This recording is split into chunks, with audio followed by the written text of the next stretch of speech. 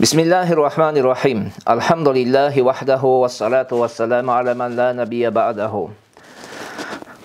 Ve ala alihi ve sahbihi ecma'in. Allahümme allimna ma yenfa'una ve enfa'na bima allamtana ve zidna ilmen nafi'an. Hurmatly okuwçular, biz Muhtasarul Quduri attуу kitepten sabagыбызды uğlantуудabыз. Mudaraba kitabine жеткенбиz. Жараткан Allah'ım бүгүнгү мына ушул кыла турган sabagыбызды жеңил кылсын. Ар бир окуган нерсебиз менен амал кылдырып, башкаларга дагы жеткирүүчүлөрдөн кылсын. Амин раббал аламин. Bismillahirrahmanirrahim. وإذا دفع المضارب المال مضاربة ولم يأذن له رب المال لم يضمن بالدفع ولا بتصرف المضارب الثاني حتى يربح فإذا ربح ضمن المضارب الأول لرب المال. Adattagындай бул сүйлөмдү сөзмө-сөз которуп алып, андан кийин бул сүйлөмгө тиешелүү маселелерди айта кетели. Китептин жазуучусу Аллах Таала ал кишини мейримине бөлөсүн минтип айтты. Эгерде инвестор акча берген, музарабага акча берген киши уруксат бербей, ижазат бербей туруп, музарабага акчаны алган киши башка кишиге ал акчаны музарабага берсе, ошол берүү менен ага жооптуу болбойт дейт. Жана ошондой эле экинчи музарабага алган киши, экинчи киши аны соодага жумшоо менен, аны оборот берүү менен дагы эмне болбойт? Оборотко салуу менен дагы жооптуу болбойт, ал нерседен пайда тапмайынча. Качан пайда таба турган болсо, мына ошол пайда тапкан убакыттан баштап музарабага берген киши, биринчи музарабага алып, кийин музарабага берген киши, биринчи музарабага алган киши баянгы акчанын ээсине төлөп берүүгө жооптуу болот. Урматтуу окуучулар, биз мурунку сабагыбызда айттык. Музарабага алган киши, музарабага акча алган киши, депозитке акча алган киши үчүнчү кишиге башка бир жарапка кайра музарабага берүү үчүн ошол инвестордун уруксаты, анын ижазаты керек дедик. Эми бул мисалда китептин жазуучусу айтып атат. Эгерде музарабага алган киши, депозитке акча алган киши кожоюндан жанагы акчанын ээсинен уруксат албай эле, анын уруксатысыз үчүнчү кишиге музарабага берсе, эмне болот? Мына ушунун өкүмүн баяндаган бул сүйлөмдө. Мисал кылсак, мисал келтирсек. Мен айталы, менде 10 000 сом акчам бар эле. Мен инвестор болуп, Айдарабага ошол 10 000ди музарабага бердим. Анан Айдарабага рухсат берген эмесмин. Үчүнчү башка бир кишиге музарабага берди. Бирок ошого карабастан Айдараба ал акчаны алды да Асанга музарабага берди. Эми эмне болот? Айдараба Асанга берүү менен жанагы мен акчамды не болбойт? Төлөп берүүчү болбойт, төлөп бербейт. Төлөп берүүнүн милдети ага жүктөлбөйт. Жана ошондой эле экинчи киши, жанагы Асан, аны алып бизнеске салып, киреше тапмайынча Айдараба не болбойт? Жооптуу болбойт. Качан экинчи киши аны алып, оборотко салып, киреше таба турган болсо, мына ошол убакыттан баштап Айдараба мага жанагы акчаны төлөп берүүгө не болот? Жооптуу болуп калат. Бул пикир, азыр китебибиздеги пикир, бул Хасан бин Зияттын Абу Ханифа рахматуллахи алейхиден болгон бир риваяты бул. Абу Юсуф рахматуллахи алейхи менен Имам Мухаммадтын көз карашы боюнча ушул мисалда акчаны бердиби, ал киши оборотко салдыбы, андан киреше түшкөнбү, түшкөн эмеспи, айырмасы жок, төлөп бериши керек болуп калат. Айдараба мага жооптуу болот, ал киши мага жооптуу болуп, ошол акчамды төлөп бериши керек болуп калат. Бул Абу Ханифадан болгон дагы риваят. Мына ушул зохири риваят, ушуга фатва берилген. Эмне себептен мындай? Эмне себептен жанагы Айдараба берген кезде дароо жооптуу болбойт. Берер менен жооптуу болбойт. Себеби ошол Айдараба менден депозитке акчаны алды. Тиги кишиге берген кезде ал киши бул аманат катарында болду. Билесиздер, музарабанын эрежеси эмнеде? Акча жаңы берилген кезде ал аманат сыяктуу болот. Аманатка адам кыянат кылбайынча эмне болбойт? Жооптуу болбойт эле. Ошондуктан жооптуу болбой турат. Аманатка берүүгө эмнеси бар? Айдарабанын укугу бар эди. Ошон үчүн жооптуу болбойт. Бирок экинчи киши Асан Аны алып оборотко салган кезде, аны иштеткен кезде эмне болду? Анын музараба экендиги билинди эми. Музараба экендиги ачыкка чыкты. Мына ошондуктан айдараба төлөп берүүгө жооптуу болот. فإذا دفع إليه المال مضاربة بالنصف وقد أذن له أن يدفعه مضاربة فدفعه بالثلث فإن كان رب المال قال له اعمل على أن ما رزق الله بيننا نصفان فلرب المال نصف ربه وللمضارب الثاني ثلث ربه وللمضارب الأول السدس. Kitepten жазуучусу мынтип айтып атат. Эгерде музарабага акча берген киши өзүнүн байлыгыны түшкөн кирешени ортодон бөлүп алабыз деп музарабага берди. Да, жанагы башка кишиге дагы музарабага берүүгө уруксат берди. Эки нерсени кылды. Караңыз, биринчиси эмне деп атат? Muzarabага акчаны берип атат, ортодон тең шерик кирешени бөлүп алабыз деп. Жана ошондой эле үчүнчү кишиге музарабага берүүгө дагы уруксат берсе дейт. Фадафааху бисулси.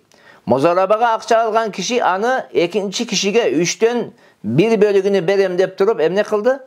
Түшкөн кирешени 3төн 1 сеники деп музарабага берди. Эми караңыз, эгерде ушул жерде китептин жазуучусу мынтип айткан болсо, мына акчаны ал, мына ушундан кандай Кудай Таала бизге эмнени ырыскы кылып берген болсо, ошону экөөбүз тең бөлүп алабыз деп берген болсо, анда жанагы акчанын ээси түшкөн кирешенин жарымын алат. Экинчи музарабага алган киши, экинчиси биринчиси эмес, экинчиси ошол түшкөн кирешенин 3төн 1 бөлүгүн алат. Ал эми биринчи музарабага алган киши 6дан 1 бөлүгүн алат. Караңыздар. Сүйлөмдү мындай түшүндүрөлү. Мен Айдарабаны айттым. Айдарабага акча бердим. 10 000 сом акча бердим. Анан айттым, ушул 10 000 сом акчадан канча киреше түшө турган болсо, ошону экөөнүн ортосунда экөөбүз тең не кылып алабыз, бөлүп алабыз дедим. Бирок ошол эле учурда башка кишиге дагы музарабага берсе макул болдум да. Анан Айдараба алды да үчүнчү кишиге, башка кишиге, Асанга музарабага берди. Айтты, мына ушул нерседен түшкөн кирешенин 3төн 1 бөлүгү сеники деди. Анан натыйжада киреше түштү. Айталы 90 сом киреше түштү. 90 сомду кантип бөлүп алабыз? Келишим боюнча жарымы 45 сому дароо кимге өттү? Инвесторго өттү. Анын акчасы болуп кетти. Жарым 45 сому инвестордуку болду. Калган 45 сому бар. 45 сомду эмне деди де? 3төн 1 бөлүгү түштөн кирешенин 3төн 1 бөлүгү сеники деген болчу.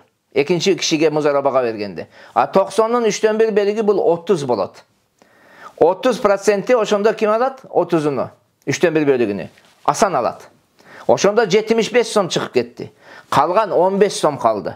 15 сом эми Айдарабаныкы болот бул жерде. 6дан 1 бөлүгү. Неге?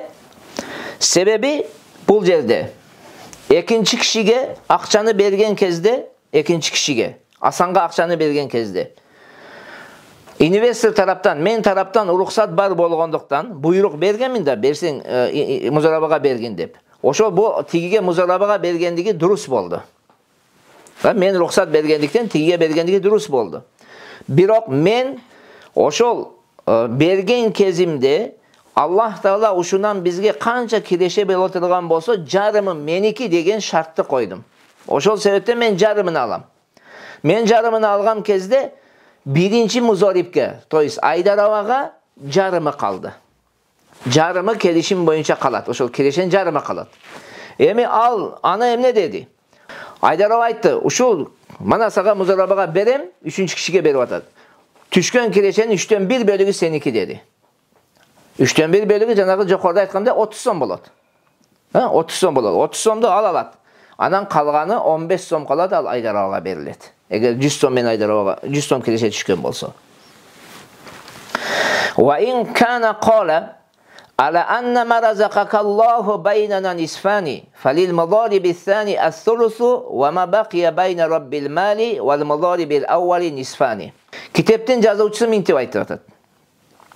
Эгерде инвестор akça bergen kişi mına uşul muzaraba kelişiminden Kuday Taala sağa emneni buyurgan bolsa, emneni nasip kılsa anı ököbüz teң bölüp alabız dedi.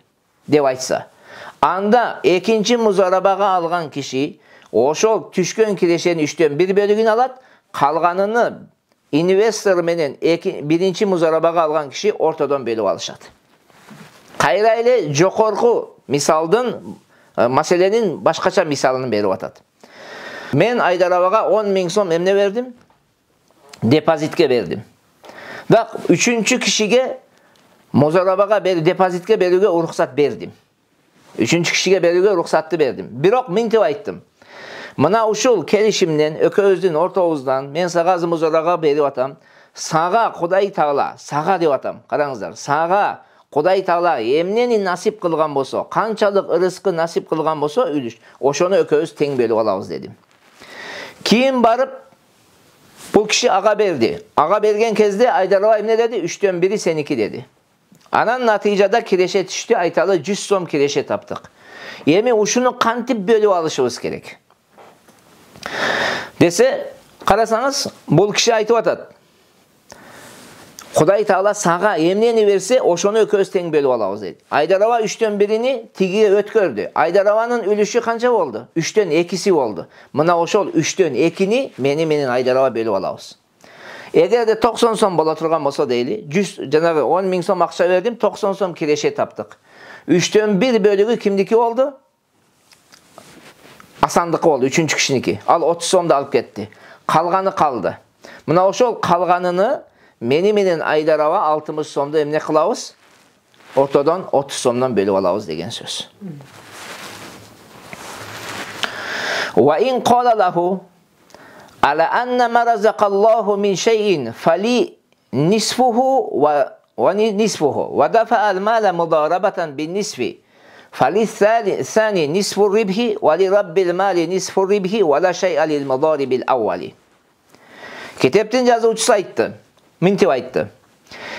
Eğer de investor muzaribga mintip aytsa, mına uşul nerseden Kuday Taala emneni nasip kılgan bolsa, jarım debedi, mınday başka mınday payızda atavadı. Emneni nasip kılsa uşul kelişimden.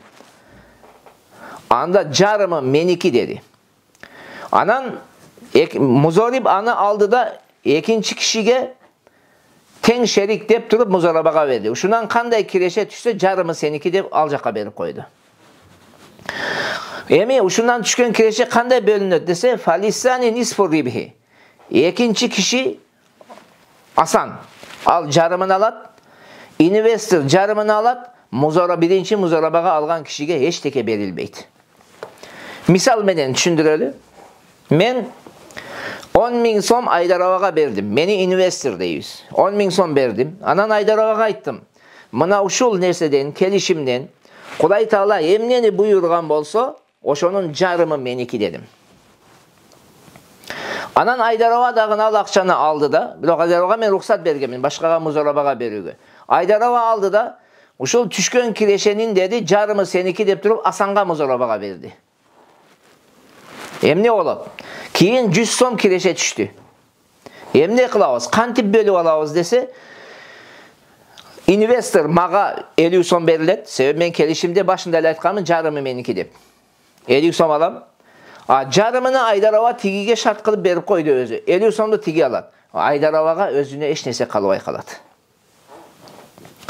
Aydarovaga eç nese kalbaydı. Bu mınday olgan siyaktı olat da. Men aytalı bir kiyimli tigi berip üçün Aydarova'nı icaraga aldım da. Ayttım mına uşul kiyimli tigi bersen men sizge 10 so'm pul verem dedim. Anan Aydarova özü tig berdi de başka bir kişine ayttı, uşul kiyimli tigi bersen saga 10 so'm berem dedi. Hem ne olur? Kiyimli tigildi men Aydarovaga 10 so'm berem. Aydarova 10 so'mdu tigiге berip koyot da özü eç teke albaydı. Bul janagı hazırkı masele mına dal mına uşul siyaktı bolup ketedi.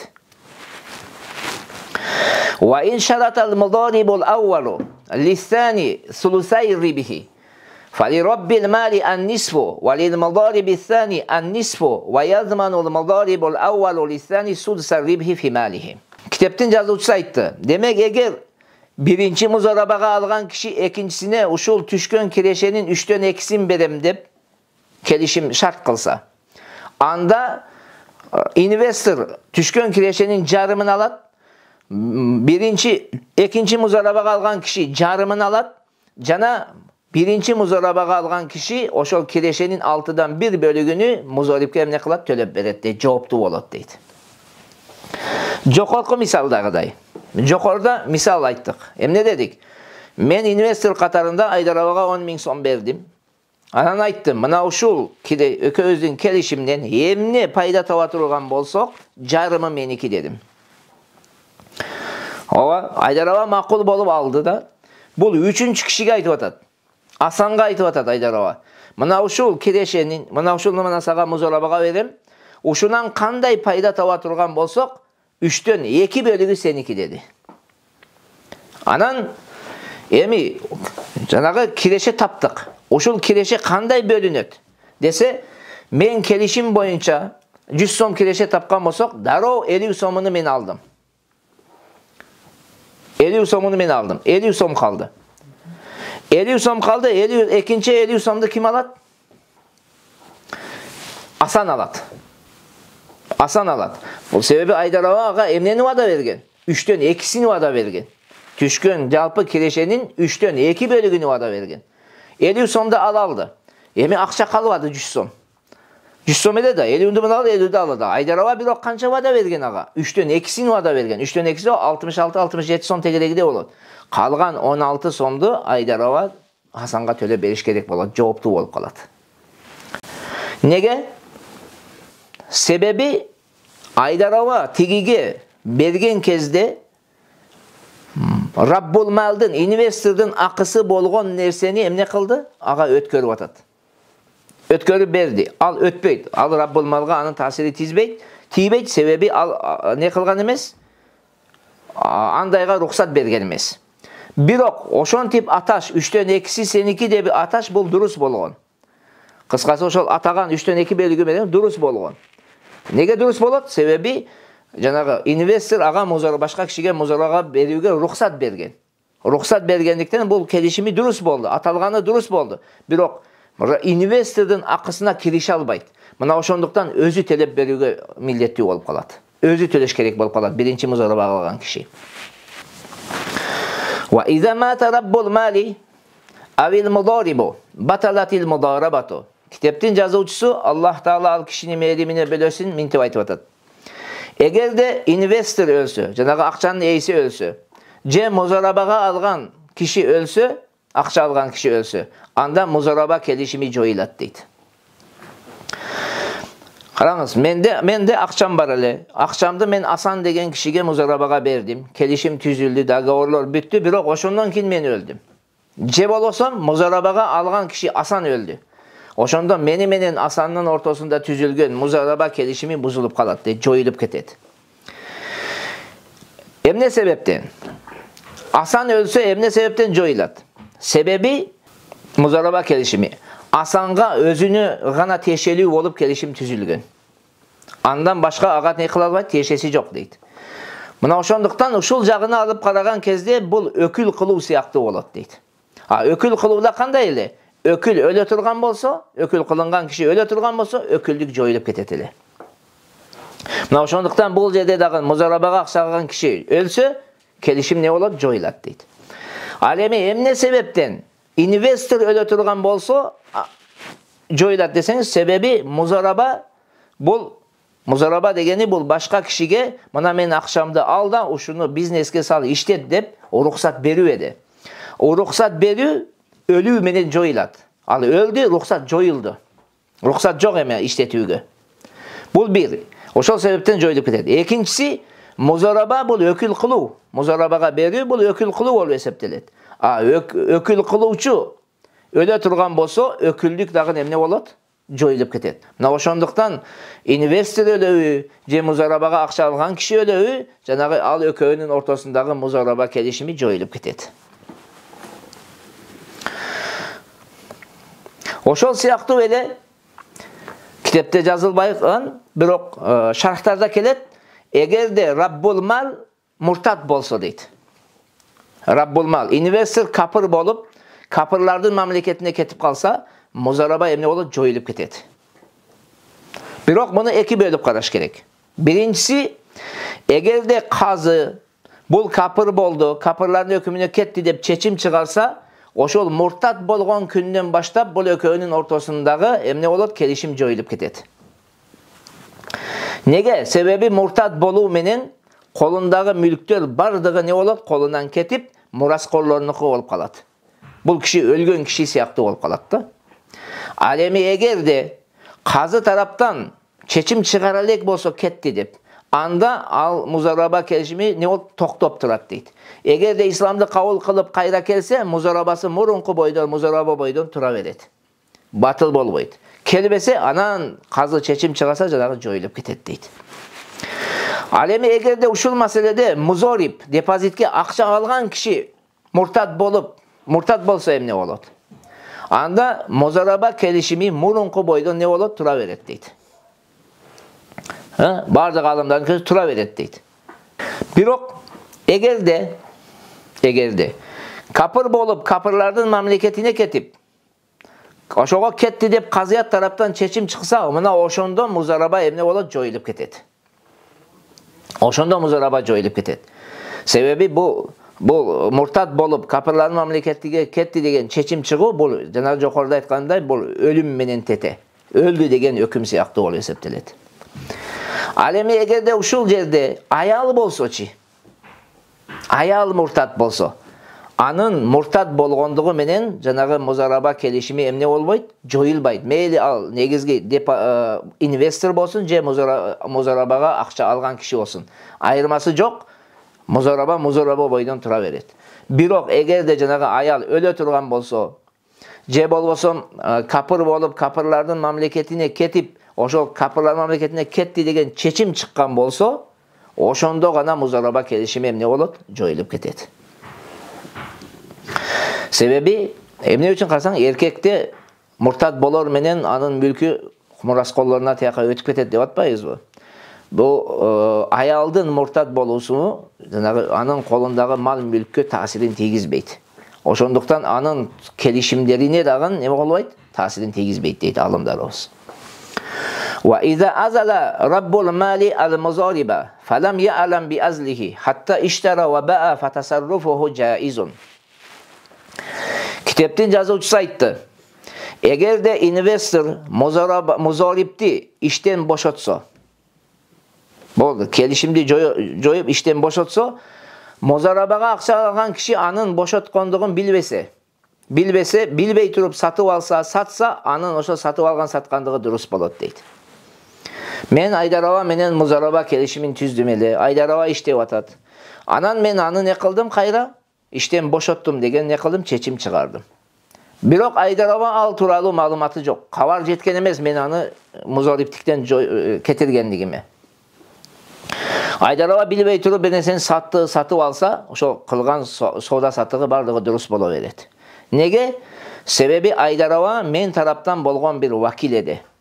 Vakildi işten boşotu, atayın vakildi işten boşotu, anın ilimine, anın bilüsüne baylanıştı. Biliş gerek.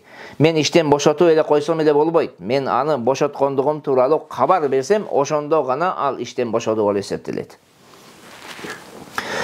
Wa in alima bi azlihi wal malu uruzun falahu ay yabi'aha wa la yamna'uhu al azlu an zalika. Eğer kitaptan yazıcısı aytdı. Eğer de muzarabaga akça algan kişi investordu anı işten boşotkonduğun bilse, anan kolundağı mal, kalgan muzarabadan kalgan mal, buyum tayımdar olsa, anın satıuga hukuku var. Anı işten boşotkonduğu anı satıudan ne kılbayt? Tıya albayt deydi. Anı satıuga toskol bolbayt deydi. Qarаңыздар. Men Aydarovani qayrayla misal. Aydarovani emne qildim? İşten boşottum. Közün ortamızda muzaraba kelişimiz bar ele. İşten boşotup, anan Aydarovaga dagın bul malumat jetdi. Biroq Aydarova oşol küngө çeyin, bilgen küngö çeyin bir top bizneslerdi kılgan, anın natijasında sözsüz türde buyum tayımdar satuusuz ne kılgan? Kalıp ketken boluşu mümkün. Мына ошол буюм тайымдарды Айдарова сатууга укуктуу. Мен аны иштен бошоткондугум аны сатууга не болбойт, тоскоол боло албайт. Аны сатат Айдарова. Неге? Себеби Айдарова ошол акчаны алып жанагы буюмдарды сатып алган кезде эмне болгон? Толук болгон. Сатып алуу менен музараба иш башталган. Дұрыс болгон ал. Мына ошондуктан именно аны кайра сатуудан тосууга неси жок. Баягы мен аны иштен бошоткондугум аны сатуудан тоспойт. Себеби анын акысы бар ал жерде, анын үлүшү бар ал жерде. Аны сатыш керек да ал, өзүнүн үлүшүнү алыш керек. Бериш керек жанагы акчанын ээсинин үлүшүнү. Сумма ла яжузу лаху ан яштария бисаманиха шай'ан ахара.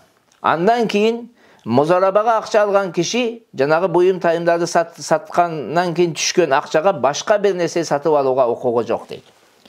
Жанагы мисалда, жокорку мисалда эмне дедик? Буюмдар калып кеткен болсо саталат дедик. Сатууга эч нерсе тоскоол болбойт дедик. Эми ошону сатты да акча кылды. Нак акчага айландыбы? Нак акчага айлангандан кийин Айдарова аны менен башка бир нерсе сатып алууга укугу жок. Себеби накка айлангандан кийин бул иштен бошогон, токтош керек, эми бөлүшүп алыш керек, ар кимсе өзүнүн үлүшүн алып кетиш керек болот. Ва ин азалаху ва расул мали дарохим ау дананир кад наддат фалайса лаху ятасаррафа фиха. Эгерде музарабага акча берген киши музарипти иштен бошотуп жанагы колундагы акчалар дирхам же динар боло турган болсо, нак дирхам же динар болсо, аны музарабага акча алган киши иштетүүгө, оборотко салууга укугу жок дейт. Мен Айдарованы жана жокорку мисалда иштен бошоттум. Бирок Айдарованын колунда буюм тайым калып аптыр. Бардыгын сатып акчага айланып калган экен да. Нак дирхам же динарга айланып, жеки сомго, жеки рублга айланып нак болгон экен. Аны эми Айдарова мен иштен бошоткондон кийин аны иштетүүгө неси жок, укугу жок. Токтойт укугу. Бул качан укугу жок? Эгерде мен ага эмне берген болсом, жанагы колундагы акча ошол акчанын жынсынан болсо. Мисалга мен сом бергендем, анын колунда сом чогулуп калыптыр. Ошондо укугу жок. Ал эми эгерде мен Айдаровага сом берип, Айдарованын колунда доллар болсо, мен Айдаровага сом берип, Айдарованын колунда рубл боло турган болсо, анда Айдарованын укугу бар. Ошол долларлар менен рублдарды сомго алмаштырууга укугу бар. Неге? Себеби киреше ошол жанагы рубл менен долларды кыргыз сомго айландырганда ошол канча киреше түшкөндүгү ошондо билинет. Так дана билинет, ошондо бөлүшүп алышат. Ва иза ифтарако ва фил мали дуюнун ва кад рабиха ал мударибу фихи ажбараху ал хакиму ала иктидаи дуюн. Китептин жазуучусу айтты, эгерде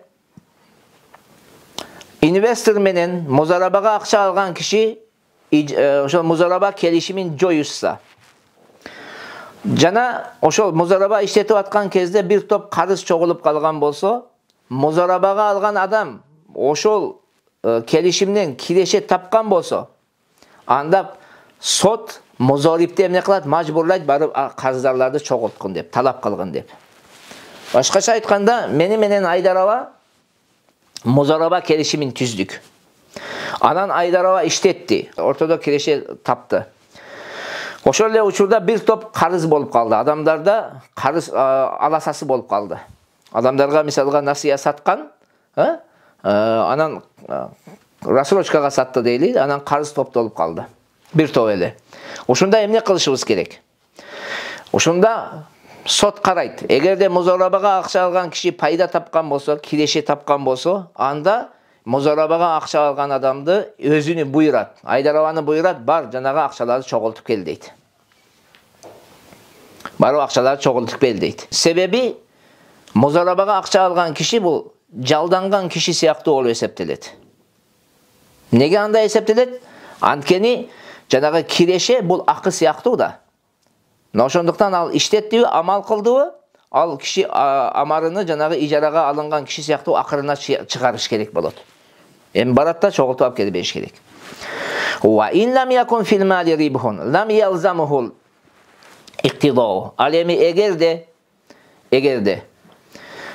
Жанагы малда киреше жок боло турган болсо, пайда жок түшкөн болбосо, анда музориптин мойнуга барып акчаларды талап кылуу милдет эмес дейт. Мен Айдар абага бердим акчаны. Айдар аба бизнеске салды, бирок эч бир пайда тапкан эмес. Айдар абага киреше жок, пайдасы жок. Анда казыят эмне кылбайт? Айдар абанын мойнуга ошол карыз акчаларды алып чогултуп келүүнү эмне кылбайт? Буйрубайт дейт. Wa yuqalu lahu wakkil rabbal mali fi al-iqtida'i. Эмне кылабыз ошондо? Эми карыздарлар бар да. Эмне кылыш керек десе, китептин жазуучусу айтат.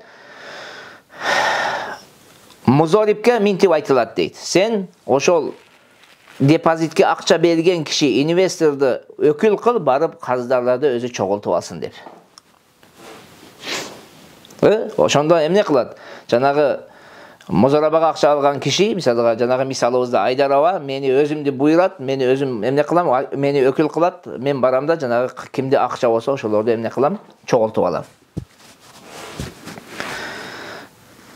Неге мындай буйруш керек? Неге буйруш керек десе, вакил кылыш керек. Себеби баянгы Айдар аба бирөөлөр менен келишим түздү да, музарип. Ал келишим түзгөн кезде өзү үчүн келишим түзгөн. Ал келишим түзгөн кезде мен тиешем жок ал келишимге. Мына ошондуктан мен барып сураганга укугум жок да. Мен барып сураганга тек гана бир жол менен укугум бар. Мени жанагы музарип вакил кылыш керек. Мына ошондуктан мени буйрат. Менин акым жок болуп кетпеш үчүн кайра эле өзүмдү буйрат, анан мен барам дагы не кылам, талап кылып алам. Wa ma halaka min mali al-muzarabati fa huwa min ar-ribhi duna ra'sil mali. Китептин жазуучусу айтты. Ошол музарабанын малыдан эмне жок болуп кетсе, кыянат кылбай, өзүнчө бир себептерден улам жок болуп кетсе, ал эң биринчи ошол кирешеден не кылат, кемитилет дейт. Негизги капиталдан, негизги берилген акчадан кемитилбейт. Караңыздар. Мен айталы, Айдар абага депозитке акча бердим. Анан айттым, шундан түшкөн кирешени экөөбүз мындай кылып бөлүп алабыз дедим да. Анан жанагы акча бир зыянга учурады. Бирөө урдап кеттиби, же бир үй күйүп калдыбы, чогуу, ушундай болду да, айтор. Жок болду. Себептер менен. Эмне кылабыз? Эң биринчи ошол нерсени кирешеден минус кылышыбыз керек. Себеби киреше бул асыл малга, основной капиталга ээрчи турган сумма. Ошонон минус кылабыз. Бул жанагы зекеттегидей да, зекетте жанагы кечирилген өлчөмдөр бар го, биринчи ошого минус кылып, анан нисапка минус кылган сыяктуу болот. Wa in zada al-haliku ala al-ribhi fala dhimana ala al-mudaribi. Эгерде китептин жазуучусу айтып атат, эгерде жанагы жок болуп кеткен акча, жанагы түшкөн кирешеден дагы көп болсо дейт, ашып кетсе, анда музарабага акча алган киши жанагы инвесторго төлөп берүүгө жооптуу болбойт дейт. Карыздар болбойт ага дейт. Неге карыздар болбойт? Себеби ал музарабага алган кезде, музарабага алынган акча бул аманат катарында алган. Аманат катарында алган нерсени атайын жок кылбаса жооптуу болбойсуң. Fa in kana iqtasama ribha wal mudarabatu bihaliha thumma halaka al-malu aw ba'dahu taradda ar-ribha hatta yastawfiya rabbul mali ra's malihi. Kiteptin жазуучусу айтты. Эгерде түшкөн кирешени бөлүп алышып, музараба ошол мурунку бойдон, музараба бойдон болсо, андан кийин жанагы акча жок болуп кетсе, же акчанын бир бөлүгү жок болсо, кайра кирешени ортого кайтарышат. Жанагы раббул мал, акчанын инвестор өзүнүн жанагы негизги берген суммасын толук алуу үчүн. Түшүнүңүздөр? Мисалга, менен айталы Асан деген киши музараба келишимин түздүк. Мен ага 10 миң сом бердим. Анан 5 миң сом киреше тауып, 5 миң сомду экөөбүз 2,5 миңден мисалга бөлүп алдык. Кийин жанагы 10 миң сом жок болуп кетти. Эмне кылат экенбиз? Жанагы 2,5 миңди мен дагы ал дагы кайтарып ордуга коет, чтобы мен эмне кылайын? Жанагы өзүмдүн основной берген 10 миң сомду чыгарып алышым керек. Fa in fadula shay'un kana baynahuma. Эгерде жанагы кирешени кайра ортого таштагандан кийин бир нерсе аша турган болсо, кайра мурунку келишимде эмне кылат? Бөлүп алышат кайра. Кайра ортого ташташты кирешелерди. Основной берилген сумманы толду, анан бир аз акча ашып калды. Акчанын мурунку келишим кандай боло турган болсо, экөө бөлүп алышат дейт. Wa in naqasa an ra'sil mali fala diman alal mudaribi. Kitaptın yazuvchisi aytdı. Eğer kireşelerdi ortaga taştaganda основной summadan az bola turgan bolsa, anda muzarabaga akça algan kişi жооптуу болбойт dedi. Көрүңүздөр, кайра ортого таштадык акчаларды, бирок менин берген суммам, менин берген акчам чыкпады. Бирок ошого карабастан асан не болбойт, мага төлөп бербейт. Себеби ал амин, ал аманатка алган киши кыянат кылбайынча жооп бербейт. Wa in kana iqtasama ribha wa fasakha al-mudarabata thumma aqadaha wa halaka al-malu lam yataradda ribha al-awwala. Eğer de kireşeni bölü investormenin muzarip kireşeni bölü alıp anan muzaraba kelişimin joyup andan keyin жаңыдан kelişim tüzüp andan keyin janagı akça jok bolup ketse je akça jok bolup ketse kayra murunku kelişimdegi kireşelerdi kaytarıp orduna koyuşpayt deydi. Başkaça aytkanda meni Asan degen kişi ököz muzaraba kelişimin tüzdük. Bir kança vakit işlettik, payda taptık, bölü aldık, anan muzaraba kelişimin joyduk. Birinci tüzgön kelişim joyuldu. Arkimiz özünçe olup kaldık. Keyin kayra жаңыдан ököz muzaraba kelişimin tüzdük. Muzaraba kelişimin tüzdük, andan keyin men akçanı bergenden keyin tiginin kolunda janagı akça jok bolup ketti. Je bir bölügü jok bolup ketti. Je toluk je bir bölügü, ayırması yok. Murunku birinci jolu kelişim tüzüp, akırına çıkkan muzaraba kelişimde algan paydalarda kayra ortaga ne kılbayız? Taştabayız. Sebebi birinci muzaraba al emne olgun bütkön, akırına çıkkan. Bol ikinci muzaraba bol жаңы kelişim bol eseptelip jatat. İkinci kelişim, birinci kelişimge özün tasirini ne kılbayt? Tasirini tegiz alıbayt. Ve yacuzu lil mudaribi ay yabi'a bin naqdi ve nasiati. Kitaptın yazuvchisi aytdı. Muzarabaga akça algan kişi nak jana nasihat satууга hukuku var dedi. Men egerde birөө menen muzaraba kelişimin tüzgön bolsam, biröөгө akça berdim. Al kişi aldı, muzaraba işletti. Al kişi ошол menden akça algan kişi kalaganday nak satkanga da, nasihat satkanga dagан hukuku var. Sebebi bu saudegerlerin adatı. Saudegerler kede nak kede ne bolot? Nasihat sata berişet. Saudegerlerin adatı bolgonduktan satууга hukuku var. Al эми эгерде saudegerlerin adatında bolboy turgan kelişimlerdi tüzse anda bolboyt, anda satууга hukuku jok bolup kalat. ولا يزوج abdan ولا amatan min malil mudarabati. Kitaptın yazuvchisi aytdı.